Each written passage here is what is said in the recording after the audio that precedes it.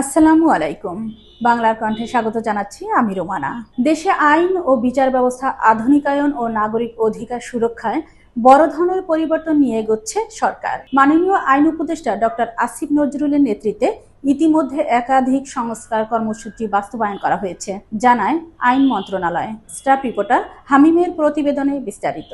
সংস্কার কর্মসূচির মধ্যে সবচেয়ে আলোচিত অংশ হলো গ্রেফতার পরবর্তী মানবাধিকার সুরক্ষা নিশ্চিত করা।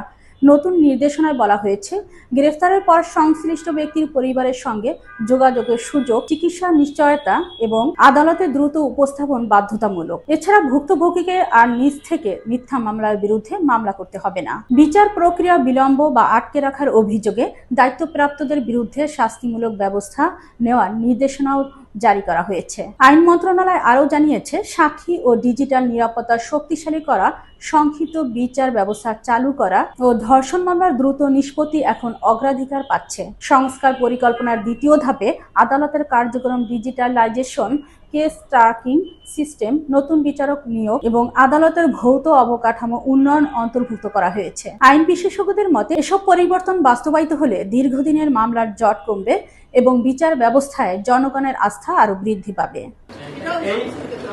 এবং আইন যখন আপনারা করবেন, আইনটাকে যখন বেশি করবেন, তখন করার আগে আইন করার সময় তাদের সেটা করাটা অবশ্যই এই টাকাগুলোতে একটা ফান্ড আছে যেটাকে আমরা আইজিআর ফান্ড বলি। তো এই আইজিআর ফান্ডের এই যে তাদেরকে টাকা পরিশোধ করা, তাদের ব্যবস্থাপনা কিভাবে করা হবে এ সংক্রান্ত যদি রুলস না থাকে তাহলে একটা স্বচ্ছতার ঘাটতি দেখা যায়।